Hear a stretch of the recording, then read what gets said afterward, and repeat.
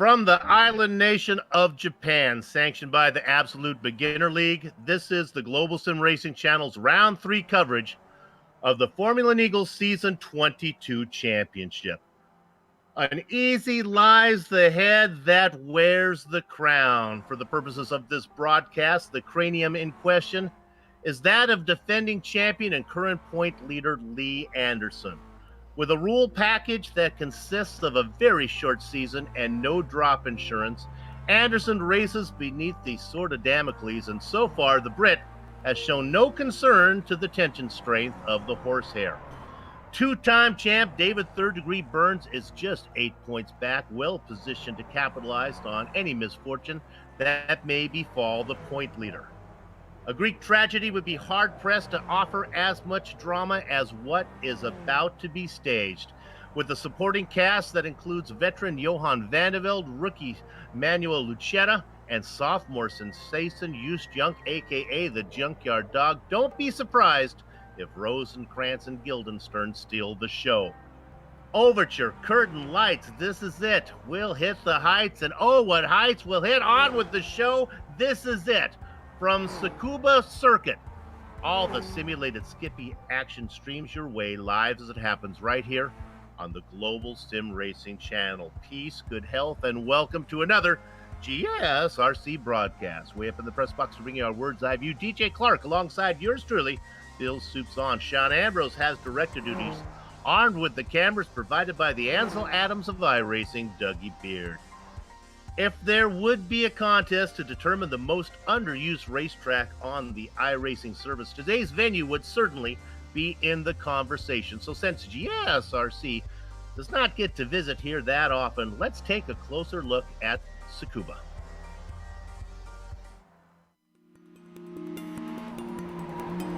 Welcome to Tsukuba Circuit. With it being roughly an hour north of Tokyo, Japan, it has proven a well-loved venue in spite of its small size. If anything, its short lap length has contributed to its popularity due to it being perfect for time attack competitions. The 2K track has 3 layouts to choose from, ranging between 1.5 to 2 kilometers in length. The shortest is a mere 6 turns, while the longest has 14. Open wheel, touring car, and motorcycle racing is held here, but the cramped nature always makes it a challenge to overtake.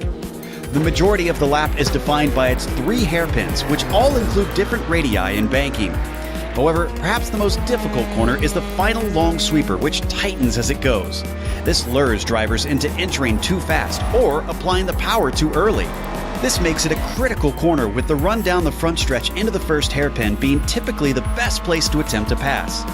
With the way they squeeze this venue into a tiny little footprint, there's almost no runoff room at the exit of most corners. Overshoot it and it's a quick trip into the barriers. Pit entry is a very narrow strip of pavement to the inside of the final turn, so practice will be required if green flag pit stops are expected during the race. Everything about Tsukuba on paper makes it seem like it would be a footnote in the world of motorsports, but because of its inclusion in a number of popular video games, it's become famous worldwide among fans and drivers.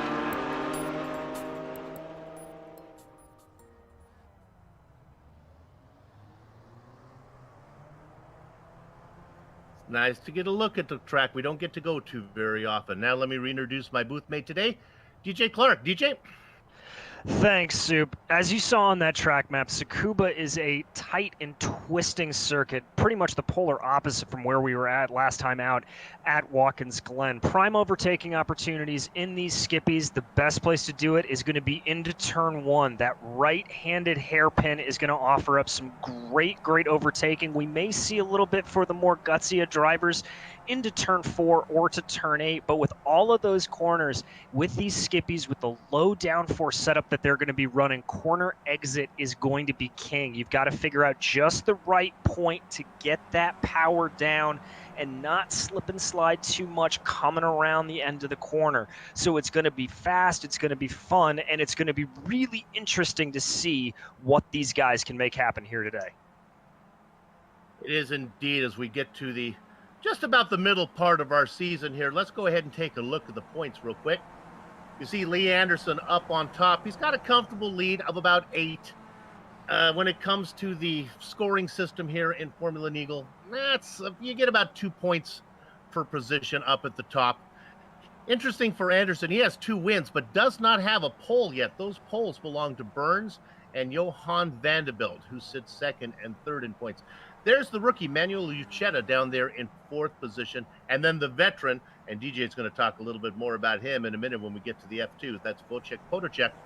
One other driver to watch out for is Reese Saunders is here today. He was really quick in the opening round, had some trouble with pit strategy. We'll see how that works out today. Look for him to be racing up front. Let's go ahead and look at the team champions real quick here. And pretty much this is all going to be 2 stupid dogs. I'd be surprised if it doesn't remain this way all the way through. That's Vincent Brain and David Third Degree Burns manning that one, as they have for so many seasons so in the past. You can see the rest of the teams that fill out the order there, but really it looks like first place is all locked up. But there is another one that we always like to look at. DJ's going to talk about that right now.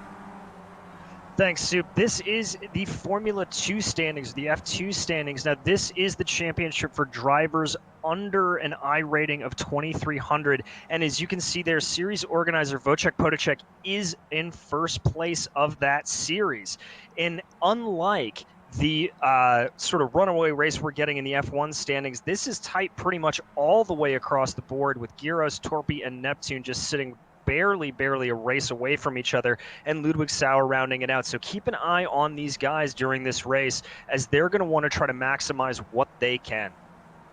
GSRC is always picking up new viewership, so if you're first time here with Formula Neagle, DJ, what's the event details like? Well, we're going to be working on our 3rd round of the 22nd season of Formula Neagle. We are, of course, as we mentioned, racing the Formula 2000 Skip Barber Series. It's a 40-minute race, completely open setup, so these guys are able to run whatever floats their boat. They can cater these setups to their driving style. The only catch being is that there is a 51% fuel limit, and that fuel limit means you've got to take a pit stop. And as we've seen time and time again in the last couple of races, you're going to want to probably hold out long on that pit stop, as trying to do an undercut seems to hurt guys. And the biggest thing to keep in mind outside of that is going to be that we do this Formula 1 style. It is a standing start here in Formula Neagle. It is indeed. That is always exciting. Qualifying is going on, and while we look at that, we'll talk about the weather in just a minute, but let's notice that Lee Anderson sits on top. And then we talked about this driver in the car number 16. He's back. He missed the 2nd round, but he's back. Reese Saunders. He was quick in the opening round, and he's proving, DJ, that he's pretty fast here as well. He is, and he is just, well, as we look at the chart right now, David Third Degree Burns does pip him right there. But Saunders is going to be strong. I've been watching him coming around the track, and you can see him there. He's been looking really good. Here's another guy coming around, Mackenzie Mann. There you can see him slipping and sliding like we talked about, and there's a big slip and slide from him. In these skippies with the low downforce, you've got to be very careful on the throttle, otherwise that can happen to you. Oh, director is finding them one after another. Cars having troubles there. Let's go ahead and quickly look at the weather. Maybe that has something to do with it. It looks a little overcast out there. Let's see how it plays out. Yeah, we're working a 19-degree, that's all in Celsius, air temperature, 23 degrees Celsius. That works out to Fahrenheit at about 73 degrees Fahrenheit track temp. So, Soup, that is very, very cold. It's going to be really difficult to get heat in these tires, and look for these guys to be slipping and sliding and struggling the first couple of laps. Other things to keep in mind, there's a 5-mile-an-hour wind. That's not going to be too much of a problem for these guys, as there you see David Burns setting the fastest time. One of the things we did not talk about in the race details, and we probably should, is the qualifying bonus. You get 3 bonus points. I mean, each driver gets 3. First place gets 3, second place gets 3, and third place gets 3 bonus points for qualifying. So David Burns, Lee Anderson, and Nick Carty just sneaks up in there. So there's a lot to be said for those points. Certainly Burns and Anderson, who are in the championship hunt, want to get them. Well, they do, and as you saw with as close as that F2 standing is, I think some of those guys are going to be really, really fighting for it, as there you see Frederick Neptune cross the line, unable to improve on his time. He's going to go around here through turn 1 and try to do a little bit better. Another thing to think about with those qualifying positions, as well as with the bonus point, with these cold tires, if you're first or second into the corner, your chances of getting through it are probably better than if you're 6th or 7th into corner number 1. Something bad to happen in front of you is more of a chance. Certainly. Cold tires, cold brakes. It's a real recipe for disaster. We're going to ride on board here with series founder and F2 points leader Wojciech Podacek as he works his way through. You can see all that lock he's got to put in. You really want to ride the curbs here at Tsukuba. They're not too aggressive. You can do that as they come in here into this tricky turn, get down on the apex, turn it around. You see him get a little bit sideways, tail trying to slide out on him. Talking about those corner exits, that's going to be key. Now the sweeping left-hander until they get to this corner that is really even greater than 180 degrees because it's really, you come in tight, then you circle all the way around.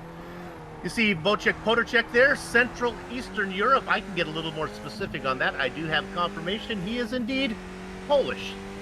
So it looks like it's just one Podacek here today, and I don't think his brother made it.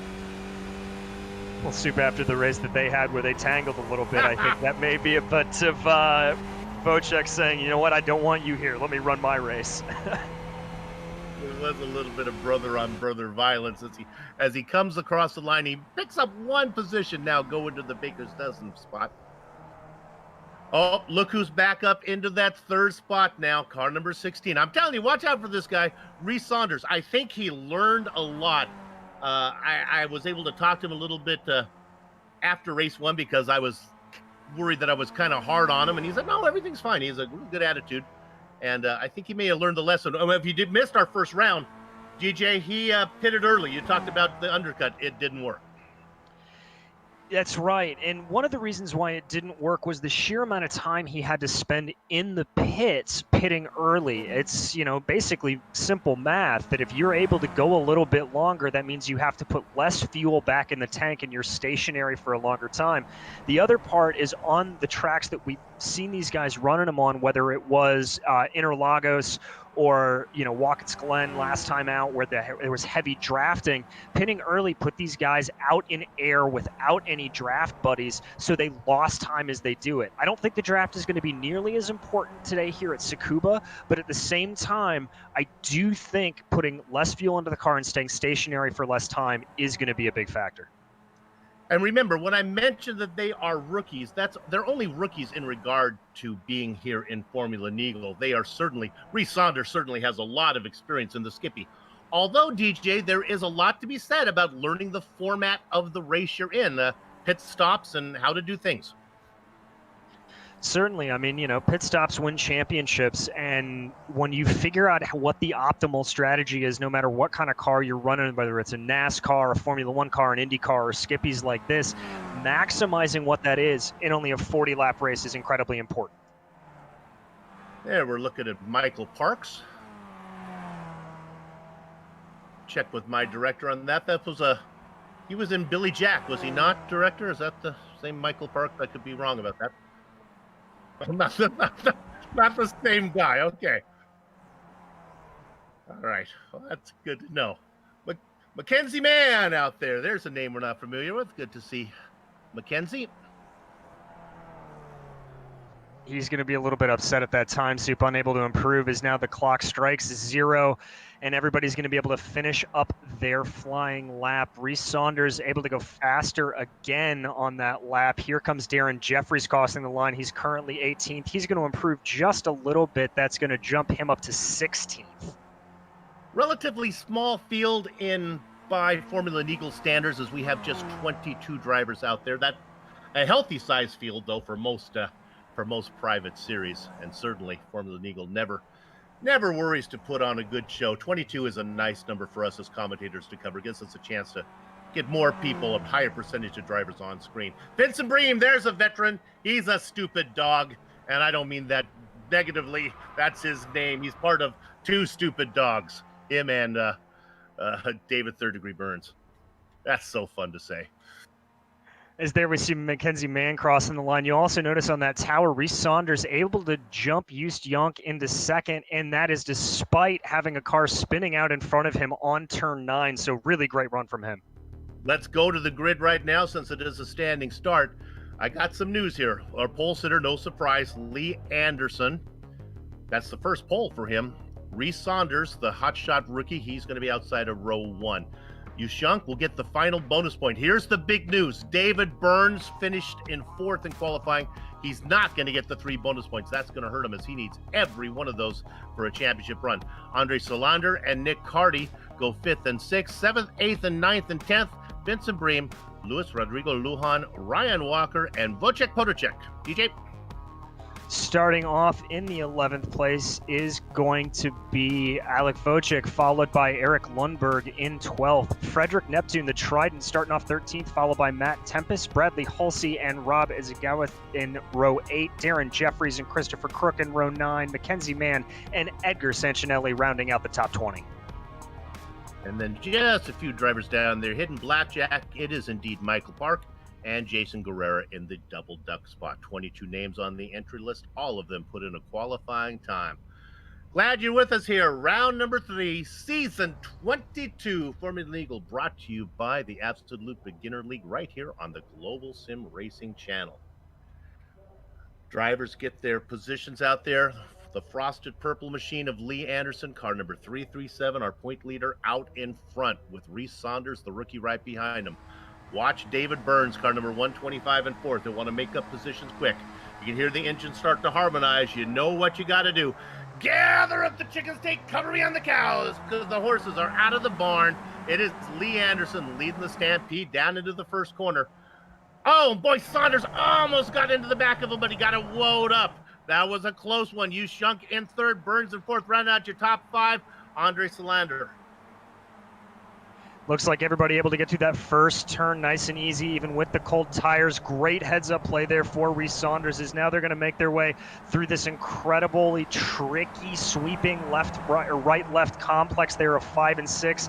You've got to really feather the throttle through here. Everybody making it through clean, nobody off yet, and we're lining up here through this over 180-degree hairpin. A couple rookies got together in the very back. Bradley Hulse got together with it was Rob Nzinga back there in car number 64. They are both out on the track. Slight contract. They're going to be able to continue. Tempest also having a trouble as he's come into pit lane. Oh, a big one. Tempest, we're going to want to get a look at this one if we can. Tempest does a barrel roll down into the corner. This is an ugly one.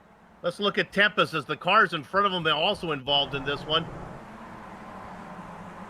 There you can see it working their way through that really tricky right-hander, trying to get the power on. Tempest in that blue. Ooh, looks like they all just checked up in front because of that crash, and Tempest just went absolutely flying. Nowhere for Tempest to go on that. That was the battle that I talked about with the two guys got together. I did not see Tempest involved in that originally, and he got the worst of it. Let's go back up front. Anderson, Saunders, Yunk, Burns, and doing his best in 5th. Solander being challenged now by Nick Carty. You know, DJ, Nick Carty is a guy we see up there usually early in qualifying, and then he falls down a little bit as it goes on. It could be a good race for him if he can hang on with the leaders. We're going to go on board with Carty here. As you can see, Solander getting a little bit squirrely coming off that line. Solander now going to jump back, try to cover off that inside line, do some defensive work. Carty not able to make anything happen. And you're right, Soup, he always seems to be an early contender and then fades a little bit. And the way he's running here today, this could be his best chance to have a great result. If I could get into the helmet of Solander there, I'm not sure Solander's best strategy is to hold off Carty right now. If Carty is faster, it might be better just to let him go and see if he can drag you up to the back of Burns. The interval between Burns and Solander now, 1.2 seconds. You can see it on the tower. Watch if it grows, and it is growing. It's growing out as these 4 drivers in front. It's a sight that we're accustomed to seeing as you look at the back of Nick Carty there. Just seeing that train, or Andre Solander just seeing that train really stack up behind. We're going to jump back up front here as Yunk's about to make a move. Yunk is in the, what I like to call the hot dog colored car there, the yellow mustard and the pink wiener dog, making a move on the outside though. Solander with the momentum. Boy, he really takes it wide, gets it back on there. He's going to pick up an incident point for that one.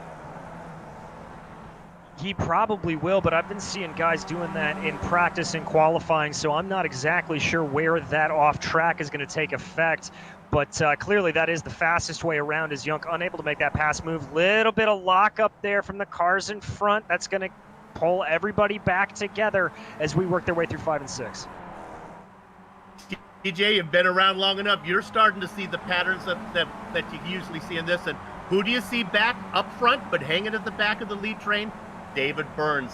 That's what he does. He stays out of trouble, stays in contact, but saves fuel and saves his nose cone.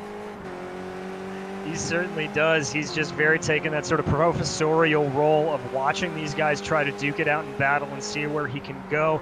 Don't be surprised if he's able to make an extra lap work there. You can see one of the just sort of inherent things about Tsukuba. You see that opposite lock Burns is putting into the car. That's what you've got to do around these corners with the low downforce skippies. Let's assume that the leaders behave themselves. I want to jump back now to another 4-car battle in 5th position. This is Salander. Now look at this. Lujan now has made it up into 6th spot around Cardi with Vincent Breen back there. And if we can get a close-up of Luis Rodriguez Lujan's paint scheme, I don't know what it is. It looks like unicorns and there's rainbows and clouds and it's a happy car. There he goes. It certainly put a smile on my face, and that was a good move a couple of laps back to get around Cardi. Cardi just running a little bit wide and him able to take that. You can see there's a donut there too. Fantastic. Now I'm hungry. Donuts and rainbows and all sorts of stuff. Stars and ponies. My goodness. And now he's going to make a move. Look what I can do. The car's pretty, but now he looks on Salander. Doesn't get that done. Great racing going on back here for 5th. Not missing anything up front. They're pretty much racing in a line. They are, as I thought for a second there, Lujan was going to be able to make that over-under work, but clearly not having. You can see there how tricky it can be to defend into turn 1. Salander taking a very, very tight angle, really diamonding that corner off. That's a great defensive line from him. It really prevents Lujan from getting any sort of momentum going through the corner. As we watch this battle, you may be wondering, if you're new to GSRC, why aren't you covering the leaders? Well, for the most part, we've done this enough to know that the guys up front know the unwritten law. They're not going to get together. The only maybe flying the ointment up there might be Reese Saunders, who got a kind of maybe an unjust reputation of being a little bit aggressive. He seems to be behaving himself right now. So often the action is back here in 5th, 6th, 7th. These are always usually more exciting. Let's go back to this another battle, DJ, back in 9th. Back in P9, this is Wojciech Podacek, Ryan Walker, and Alec Wojciech really starting to come in. You can see a little bit of that draft starting to come in there for Walker. He's going to try to take a little bit of a different line through that final corner. We're going to go on board with Walker here. There you can see it. He's going to try to maximize that draft, but there's really not enough flat out to take full advantage of it. So now he's going to try to carry that momentum. You see Podacek there overcorrecting, running very, very wide. That for sure is going to be an off-track warning for him. You know, you talk about tandem racing. What we have going on right now is quartet racing, as it's a 4-car battle up front, a 4-car battle for 5th, and a 4-car battle for 9th.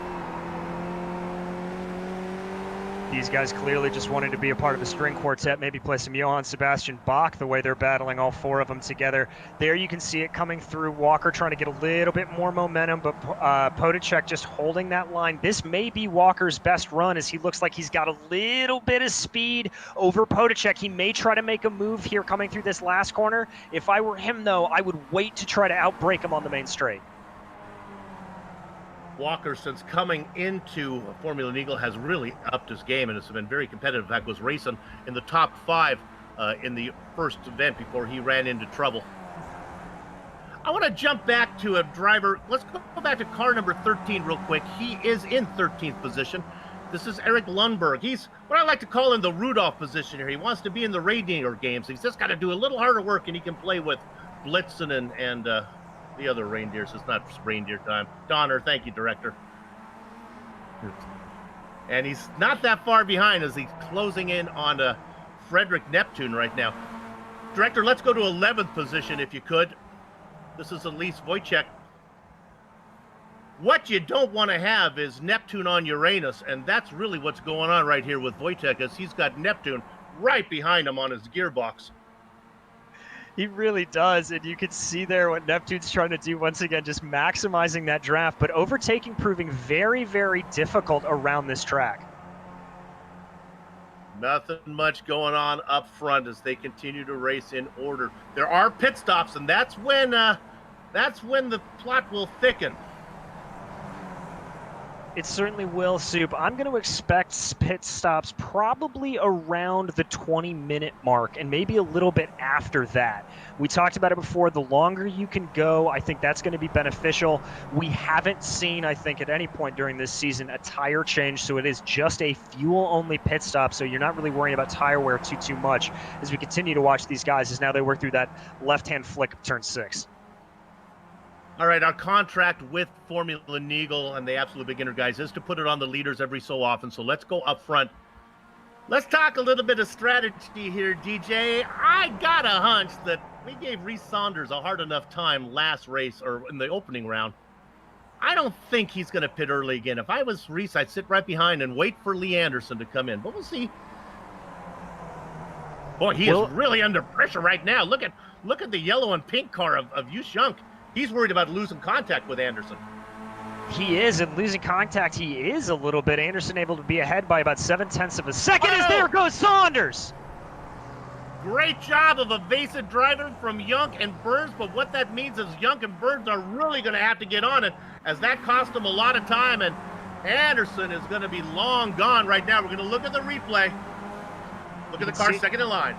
Coming down into this corner, he's going to come in, and that just looks like a classic situation of not letting up enough on the brakes for trail braking. He just kept a little bit too much in, those rear tires locked, and it just sent him spinning around. Saunders able to hold on to 4th place here, but still about 2.8 seconds back of the leaders. But Soup, I got to tell you, just the pace these guys are setting down, the gap from Saunders back to Solander, it's 2.1 seconds. That's how quick these front runners are.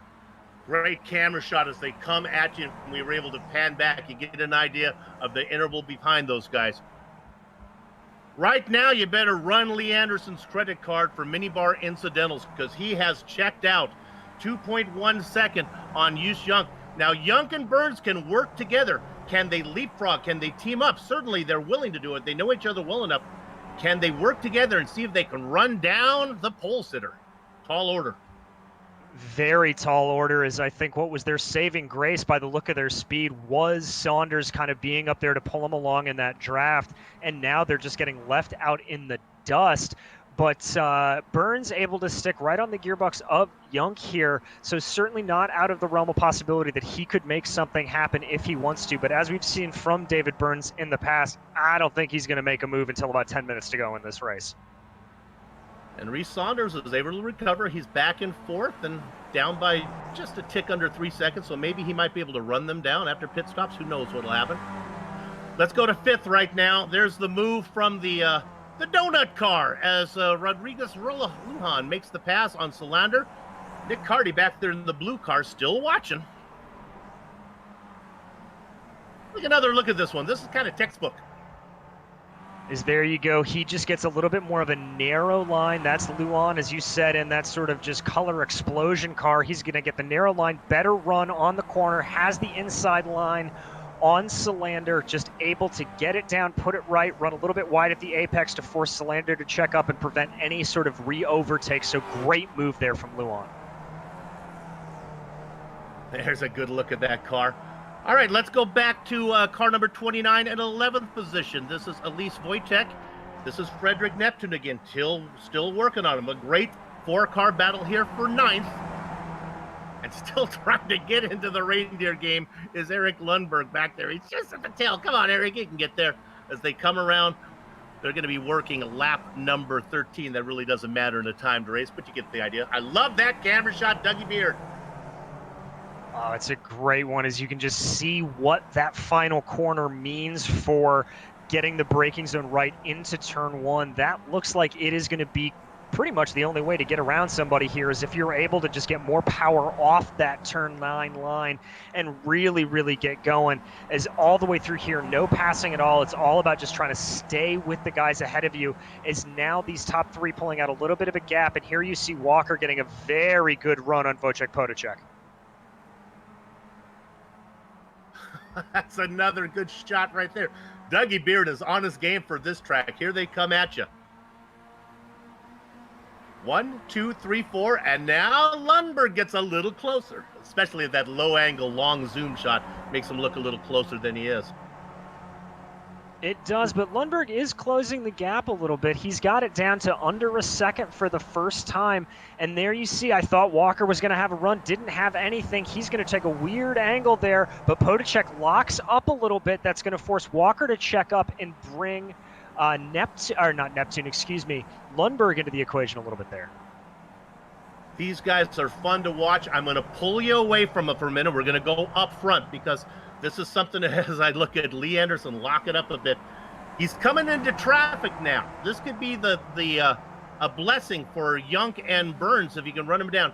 Anderson's already got around Tempest, and now he's coming up on the back of Michael Parks. Not only do we get to see the leader, but it gets a little screen time here for some of the back markers. Anderson will be there soon enough. Indeed he will, but as you see here, Walker now on your screen, that's him behind Potacek trying to find that line. There you can see it, differing lines coming through the corner, but Potacek able to get a little bit more speed. I don't think Walker's going to be able to close here unless he really slams on the brakes. He's going to look at it, and no, he thinks a little bit better of it. He's going to check up a little bit, but he's still going to be close enough to keep Potacek under pressure here. And I think that's going to be a major key, is just pressure, pressure, pressure until he can force somebody into an error. Let's stay on this battle. We can look at it a while longer. Tip the hat, though, to Michael Parks, as he did a good job of getting out of the way and let the leader go by. And he does it again. I'll just give you some radio commentary here. He does it again for Yunk and Burns. So lap traffic, not a problem up front. This is where the action is. It most certainly is. Once again, differing lines, that time through turn 8. Ooh, big swerve out of the way there for Potacek. I think he knows he didn't get the best of lines off of that corner. Now Walker's going to dart to the outside here, try to get a crossover run, position himself. There you can see it, late apex, position himself, but he's got to check up a little bit, I think, as Potacek didn't get the speed in mid-corner that he wanted to. Now Potacek going to try to play a little defensive game. Nothing happening there. Walker once again aiming for that over-under crossover move. Not happening, though. Another reason why these mid-pack battles are sometimes more exciting. The guys up front pretty much have the game figured out. Sometimes watching the leaders race is like watching a game of tic-tac-toe. They know the moves so well that it's harder for anything exciting to happen. Back here, this is more a game of Yahtzee, where the dice are being rolled, and these guys don't quite have the track down. That's why they're not as fast as the leaders. They leave a little bit out there. Look as they come up now on the back of Michael Parks. This is a back marker. Michael does a good job of getting out of the way and letting these guys go around. Nice job, Mike. He does, but I think that little inadvertent half a minute of hesitation there is going to give Walker a good run here on Potacek. I know I've been saying that for 3 laps. We'll see what he can do as Reese Saunders on a flyer, setting the fastest lap of the race. And here we go indeed, Ryan Walker up to the inside of Potacek. He's going to have that preferred braking line. He's going to try to do it. Potacek locks up around the outside, but is able to cut Walker off and prevent the overtake. Tip of the hat to both those drivers for Potacek leaving room on the inside and Walker not forcing the issue. Well done. Wojciech back there and Neptune now getting hungry. This is some great racing back here in this battle for 9th. It is really good, and one of the great things about seeing these skippies here is that because this is a training car, that's what it's traditionally designed to do, it is meant to punish your mistakes even more, so you really, really see when somebody makes a mistake, they get sideways, that kind of stuff. Walker again getting a good blast off of that final corner. He's going to tuck right behind Potacek and see if he can finally make it happen on this lap. Well, he's trying everything. He takes the number 4 around the wide side. Let's see if he does a little hokey doke. He's going to get a good drive off the final corner. Now he'll be in the preferred position. Momentum to Potacek on the outside. Cialis Bathtubs as they head down into number 1. But this time, number 4 has the best position on the inside. Again, the momentum from Potacek on the outside. Walker a little tentative under braking, at least at this part of the race. Really, really incredible moves by both drivers there. As you see, that's Walker locking up a little bit, but that over-under move from Walker coming out of the final corner, as well as the defense around the outside from Potacek. Soup, I'd argue that's some of the finest driving we've seen almost all season. It is fun. Let's stay on this a bit as they come up behind another back marker. This is Darren Jeffries, who's racing in 17th position. They're coming, Jeffries, and they are hungry right now as they work across the front straight. Nobody came in for a pit stop. Everyone's still racing out there pretty much in the order. Everybody is now they're starting to go. Not as good of a run here from Walker. He's going to be far back compared to what he was. But you can see in the back of your shot there, Neptune really starting to close up, make some things happen. And they're just going to go single file here through one. There he goes, getting out of the way. Good call from him. They're able to keep this battle going now as they work their way through the infield section. Saved the comfortable seat of the next Back Markers United meeting for number 19, Darren Jeffries. Make sure he gets one of the jelly donuts, too. Don't give him the stale cookies. Nice job from him. The battle continues to be fierce for ninth. You know, DJ, real quick, let's talk about Reese Saunders. You know, you talked about him being purple, running that fast lap. Try as he might, he's about 2.5 seconds back from Burns and Saunders with a pit stop. Who knows what could happen? If he's able to do this right, he could be in for some interesting runs here.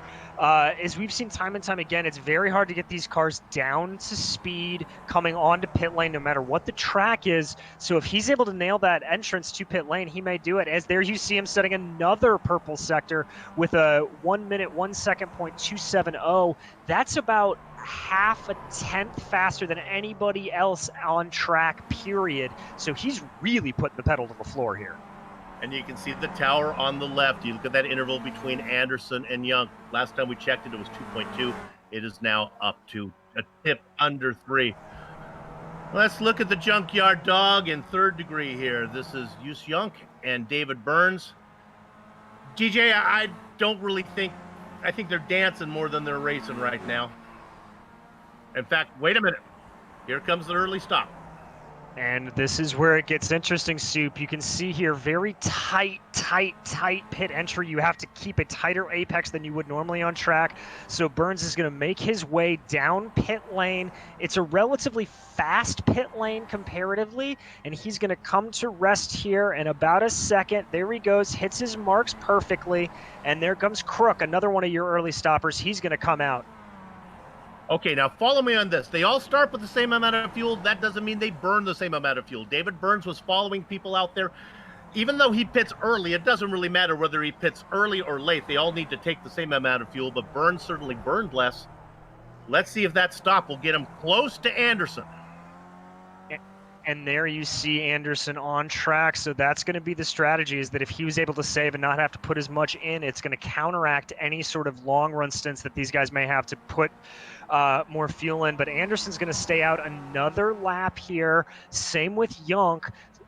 Waiting for Saunders to make his way by the pit lane. I don't think he's going to come in either. So this is yet again going to be an interesting case to see if that undercut is going to work or if it's going to come back to bite David Burns. And then we'll go back to P4. Actually, it is P4 right now. It was really P5 there until Burns peeled off. This is Lujan and Solander. I just want to talk a little bit more about possible strategy as Wojciech Potacek comes in. Burns could actually even short fill, not take enough fuel to get to the end, and hope that he saves enough time in pit lane to get onto the back of Anderson and then get towed around. It's a dangerous strategy, but for Burns, he's got to make up some points. He can't keep oozing blood here each round. No, he can't. And Soup, you hit the nail on the head. It's high risk, high reward. I don't know if it's going to work for Burns this time out. He did catch a little bit of lap traffic, and he continues to be caught in it on his out laps here. So that's going to hurt him a little bit. But the only saving grace is if he's able to catch these guys on the straight and pick up a good enough draft. Okay, the crazy colored car of Luis Rodriguez Lujan has come in for a pit stop, and Vincent Bream has come in as well. Those guys were in the same battle. Lujan was up front, and Burns was Bream was at the back. So that's going to bring them in, and we're going to have to see what that strategy is going to do as you watch Lee Anderson now working his way around the track. Running a little bit wide there coming through that corner. That's going to be that final hairpin, so he may peel in here. I have to think if this is when he chooses to come in, everybody's going to make the dive on the next lap. Yep, he's coming in. 29.8 seconds, the interval between Lee Anderson in first and David Burns, who races right now in 10th. So Burns is hustling. Anderson will want to bring that frosted purple machine in, be purple. He gets it woed up. There you see the comparison. Let's see what Anderson can do. You can see the pit lane marker running. You can see it. Burns through the traffic. Sorry about that. And the other thing to notice is you may have seen that hot dog colored car on the back of your screen going through. That was Just Young, so he is staying out for another lap ahead of Anderson. Burns just out of the final corner right now, crossing the start-finish line. Anderson is rolling. Takes a while to get the Skippy warmed up. Burns is within shouting distance. I'd say it's a pitching wedge away. If they mowed the lawn, it's a long putter. It is, and I think a lot of it's going to come down to Just Young to see where he comes in now, as he may be able to slot in between these guys or maybe even get a jump onto Lee Anderson. But we're going to go to, no, he's going to stay out another lap, Soup. Gonna get that tank as empty as a syrup bottle after a pancake social. Reese Saunders comes in now. I would certainly expect Anderson and Burns to go around him. It'll be interesting to see how Saunders comes out in relationship to Young. It will indeed. That's going to be the battle on track that we're going to have to be watching, as there comes Young.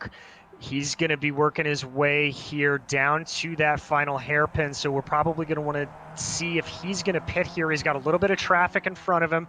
That probably forced him to check up, maybe lose about a half a tenth through that final hairpin.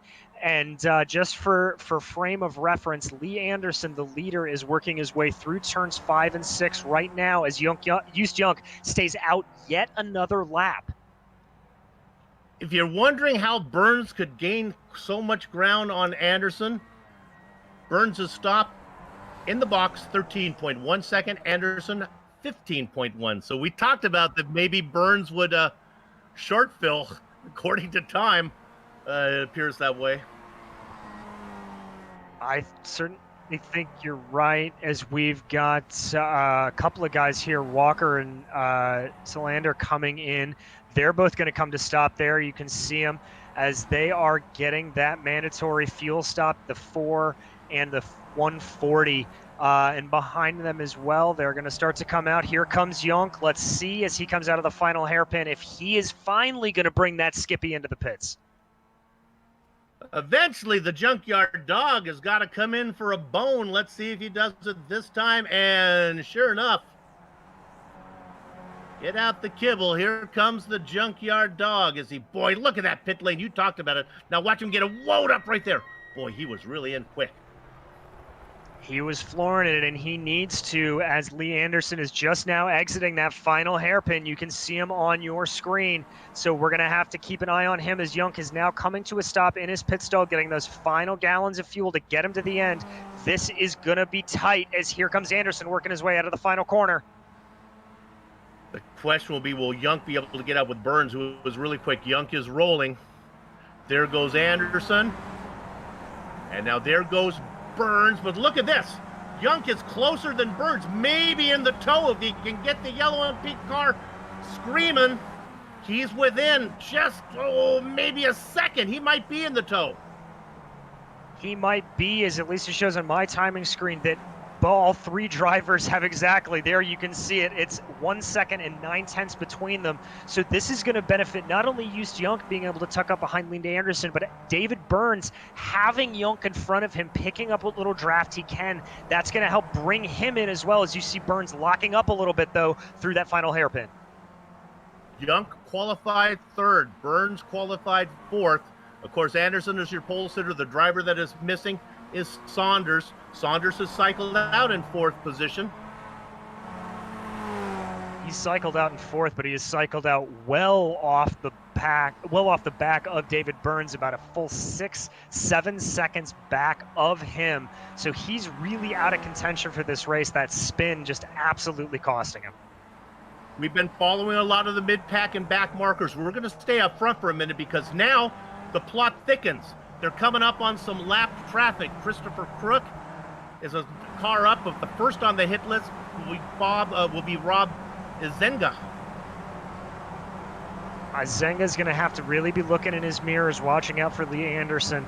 Anderson, in turn, is going to be praying that Izenga is going to get out of the way on one of the straightaways and not hold him up a fraction of a second in one of the corners. He's going to be a little too far back to make the pass here. There, you can see Crook, Izenga, Anderson, Yonk, and Burns all on your camera, all of them spaced out, but this lap traffic is where it's going to get interesting. I'm not sure if the leader is going to get to Izenga before they get to the twisty sections, although there's not really a heck of a lot of twisty sections here. It's basically a 180, then a straight, a 180, and a straight. Look at the interval. Boy, try as he might, Young trying to get it down to single digits. He cannot. There's still a decimal point. Oh, he's going to catch it. His leader's going to catch him right at the hairpin. That may slow down corner exit. That's the worst possible time to catch him, and he's not getting out of the way through 5 and 6. There he does. He ducks out of the way in turn 6, lets Anderson go by, but that's going to let Yonk gain about a 1/10 of a second on Anderson. He's going to try to push his advantage here as Burns is well able to clear by Izenga. That's going to push Burns back by about a 1/10 of a second, so lots of time lost there for Burns, and same with Yonk. You can see the shadow there. Either they've raced under a Japanese cloud or Godzilla has come out of the ocean, because it is dark out there right now. Racing is, boy, look at this.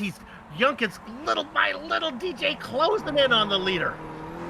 He is, but you see him slide there a little bit through that corner. That's going to cost him. I think that's going to give back any time he may have gained, but that's Crook up ahead with that big lockup that you can see from Anderson. Anderson also locking up. Yonk having to correct the car just a little bit to get it down. But if you look at that timing screen, it's about 9.5 point, or the back up to a second there for Anderson. So he's really keeping this gap at bay. Boy, it is so hard. This is my weakness. I never run faster when I'm chasing somebody. It's impossible for me to have the discipline not to drive the car in too deep. Right now, Anderson holding that gap. There was a pile-up. Vocek Podocek involved in an incident with Guerrera. It just happened. I think Vocek's day is over. Indeed, as you heard him over the radio saying, really just very upset, is what a surprise there, Soup. David Burns setting the fastest lap of the race. It's now the David Burns hour. It's go time. Maybe I called it too quick for Podocek. He got it out there. He's still racing. Burns, it's go time indeed. I'll say one thing. Yonk is maintaining the distance, making Anderson, keeping him honest, with just 8 minutes of racing to go. Yeah, Young's not going to want to give over this position at all. Remember, these guys are fighting for championship points across the board here. Burns able to get that gap down to about 7 or 8 tenths of a second, but not able to really close him down yet. We're going to have to see what happens. If you're worried about the battles we were watching, you can see what happened on the tower. Honestly, they really didn't get that close together. There is a battle back for 8th position. Vincent Bream, Ryan Walker at it. We'll take a look at that one. It also looks at Lundberg trying to race on that one. We'll come in and cover that in a minute. But right now, we want to focus our attention up top and see if Anderson can open it up a bit, and he has just by a 1/10 of a second. Anderson once again just proving that he is the class of this field, just putting the pedal to the metal, pulling out ahead. That's about 2/10 of a second, able to get up on Yonk, but behind him, Burns now in without about 7/10 of a second, so closing slightly, but Burns is absolute kryptonite has been that final corner, able to close a little bit better here, down to 0.6 of a second. And DJ, unlike some tracks that we call draft shacks, where they can leapfrog each other because the draft is so long, there's a draft here. Boy, and Burns really getting loose there. As far as leapfrogging and making a simple pass, that doesn't seem to play out so much. No, it's because in these skippies with the low downforce, you have to very, very slightly feather the throttle coming through that long right-handed turn 9. And so having to do that forces you to back off a little bit, slow you down, and it doesn't maximize the top speeds of these cars, so the draft becomes a little bit negated. And try as he might, I'm not sure Yunk is going to be able to get there, as now he's lost about another couple tenths. Something to remember. Remember, Burns was really fast in pit lane. 13.1. How about even faster? Just Yunk, 12.7. This is compared to Lee Anderson, who was in at a tick over 15. It was, and I really have to think, Soup, that David Burns is got to be on a fuel conservation run here. Yunk came in 6 laps later than Burns, so that is 6 laps less of fuel that he had to put in, and yet their time in the pit lane was the exact same. So Burns clearly underfueling the car, banking on the draft. So this, where he is sitting right now, is going to help him in making those fuel numbers. But what it will come down to is whether or not he's going to have enough fuel in the tank to actually start pushing when he needs to. Yeah, and again, how much Yunk has worked so hard. You gotta, if anyone's gonna have fuel issues, you gotta figure it's the junkyard dog in second, who's been racing really hard to get up there. All right, let's go ahead and take this opportunity since things are settled down. Let's go back and look at 8th position. This is Vincent Brame. He's ahead of Ryan Walker. Drivers that are missing out of this battle: Wojciech Potacek is gone. Frederick Neptune no longer around. Obviously, as we said, Potacek just having a little bit of an incident out there. Everybody else just separating out through the pit stop sequence. But this is really pretty much the closest battle we have on track. That is Walker and Vincent Brame. You can see behind him there, Wojciech and Potacek just trying to do something, but nobody really able to get a pass here, Soup. This is the first track we've been to where overtaking is just at an absolute premium. And it could be another case where neither driver thinks they're going to be able to pull away from the other one, so maybe they've just found themselves in position. Maybe Ryan Walker knows what he wants to do. We go back up. This is Burns right behind Yunk. I don't think that Burns is going to make this move until, well, we only have 4 minutes of racing to go, so yeah, it's getting pretty close to time. He'll probably try to make the move here, I would imagine, in a lap or two. That's Edgar Sancinelli getting out of the way. At least it looked like that's going to be a little bit of a compromised angle in there. He's going to get out of the way, make everything nice and safe, as Burns now starting to hassle Yunk a little bit more, seeing what he can make happen. Remember, Burns sitting second in points. Yunk had a bad second race. He is not in the championship hunt. Burns, even though he was 8 points down coming into this one, in theory, if he can still get a third place finish, he didn't pick up any bonus points for qualifying. That's going to hurt him. But this will keep him at least in the conversation and keep the pressure on Anderson not to make this mistake as we move to the back half of the season. I think with somebody like Lee Anderson, that's all you've got to do, is you just have to maximize everything you can. As there you can see the rear shot of Yunk. Burns waiting in the draft, trying to look for something. Anderson's opened up a 2-second lead now on Yunk. Really, this is the best battle out on the track right now. Everything else is sorted out. The Breme-Walker battle we'll check in on in a minute, but things have sorted out in a minute. This is the one that has me a little bit worried that something's going to happen here, because I'll tell you, Yunk really wrestles the car. You watch the different racing lines between those two. Zinga, Frederick Neptune gave him a shot with the trident and sent a Zinga for a tumble. Ouch. And here you can see it on the replay coming through that final corner. That's Azinga in the red. Looks like Neptune just washes out just a hair, and Azinga comes down just a little bit. So racing incident, wheels touch, and Azinga just going for an absolute roller coaster of a ride there. As we jump back, Youst Young starting to bob and weave a little bit, trying to block off that line as he knows Burns is now starting to get into hammer time. Never like to see a driver have trouble, but that was hammer time. But it is fun to watch those skippies crash with the new damage model. Oh, Burns has a good run. Is he going to force it here? DJ, where does he make the move? I don't think there's enough time to get it out of the final corner. I think the best chance he's going to have is maybe trying to get a run off of that turn 8 hairpin, get a decent draft, and make the run to the line, as I really don't see any other good way to do it, as Young's ability to sort of diamond off that first corner really coming at the detriment of Burns being able to make a pass. Anderson getting down to that hairpin right now, but we'll focus on this battle. We'll get to the leader when they come close to the line. Remember, we have two issues here to worry about. Does Young have enough fuel? Does Burns have enough fuel? Can Burns get around him? Well, they didn't make it into that hairpin, so now they're looking at just one corner to go. If Burns is going to do it, he's going to have to do it here. Meanwhile, Anderson out of the final corner, coming across, round number 3. It's going to be 3 in a row for the Frosted Purple Machine of Anderson. Burns has nothing for Young. Young will get second. Burns will have to settle for third. Points for third. Oh, wait a minute. I jumped the gun on that one. We got one more to go.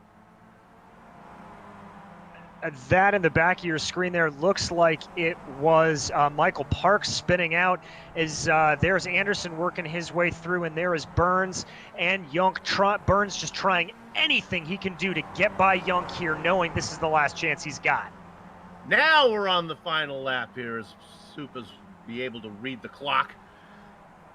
That's good news for you, the viewers. Bad news for Burns and Young, who have to go that extra distance. Again, the pass was not made there. Now they're working on the back straight. Weaving back and forth is Young. Burns with 2 car lengths back. Not making up any ground at all. Now he's 1 car length back. Anderson out of the final corner. I said it once, I'll say it again. Lee Anderson wins round number 3. Young and Burns finish as I called it the first time. 2nd and 3rd for them in order. Let's go back and check on Vincent Bream. Bream and Walker in a battle. This is for 8th position. And that's Bream diving down to the inside, really protecting that line. Walker, I think, is going to be a little bit too far back here unless Bream makes a mistake, which is very atypical of Vincent Bream. So there you see both of them getting the tails out a little bit. Walker going to try to run wide to get some more speed, but nothing happened, and that's going to be Bream over Walker for position. Alex Wojtek comes across in 10th. Last car on the lead lap.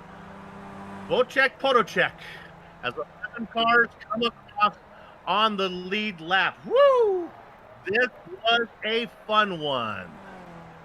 22 cars took the grid. 21 were still out there racing, I believe 11 on the lead lap. What we're going to do right now is go to the results. Let's show you how this thing wrapped up.